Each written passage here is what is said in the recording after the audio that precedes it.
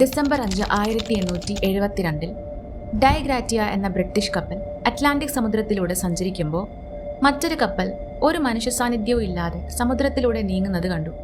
ഈ കപ്പലിലേക്ക് അടുക്കും തോറും സ്റ്റോണിൽ എഴുതി വെച്ചിരുന്ന കപ്പലിന്റെ പേര് കണ്ടു, മേരി സെലസ്റ്റി. ഡൈഗ്രാറ്റിയ ന്യൂയോർക്കിൽ നിന്നും പുറപ്പെടുന്നതിന് 8 ദിവസം മുമ്പ് ഇറ്റലിയിലേക്ക് പുറപ്പെട്ടതാണ് മേരി സെലസ്റ്റി. ക്യാപ്റ്റന്റെ ഉത്തരവ് പ്രകാരം ചെറിയൊരു സംഘം ഡൈഗ്രാറ്റിയയിൽ നിന്നും മേരി സെലസ്റ്റിയിലേക്ക് പോയി. ക്യാപ്റ്റൻ ബെഞ്ചമിൻ ബ്രിഗ്സ്, അദ്ദേഹത്തിന്റെ ഭാര്യ സാറ ബ്രിഗ്സ്, അവരുടെ 2 വയസ്സുകാരിയായ മകൾ സോഫിയ ബ്രിഗ്സ്, 7 ക്രൂ മെമ്പേഴ്സ്. അങ്ങനെ മൊത്തം 10 അംഗങ്ങളായിരുന്നു മേരി സെലസ്റ്റിയിൽ ഉണ്ടാവേണ്ടത്. എന്നാൽ ആരെയും ഡൈഗ്രാറ്റിയയിലെ ക്രൂ മെമ്പേഴ്സ് അവിടെ കണ്ടില്ല. കപ്പലിനുള്ളിൽ 1701 ബാരൽ ഇൻഡസ്ട്രിയൽ ആൽക്കഹോളിന്റെ കാർഗോ ഉണ്ടായിരുന്നു. അതിൽ 9 എണ്ണം പക്ഷേ കാലിയായിരുന്നു. 6 മാസത്തേക്കുള്ള ആഹാരവും വെള്ളവും ഇവർ 10 പേരുടെയും വസ്ത്രങ്ങളും അവർ പാക്ക് ചെയ്ത് വിലപിടിപ്പുള്ള പേഴ്സണൽ ഐറ്റംസും ഒക്കെ കപ്പലിലുണ്ടായിരുന്നു. സോ കപ്പൽ നടുക്ക് നിർത്തിയിട്ട് ഇവർ 10 പേർ എങ്ങോട്ടേക്ക് പോയി?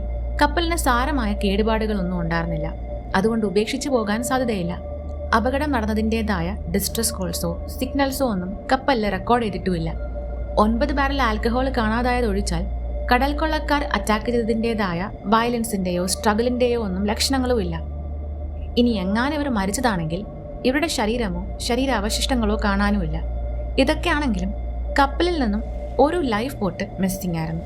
എന്തെങ്കിലും അപകടം സംഭവിച്ച് ഈ 10 പേർ ഒരുമിച്ചൊരു ലൈഫ് ബോട്ടിൽ പോയതാണോ എന്നറിയില്ല.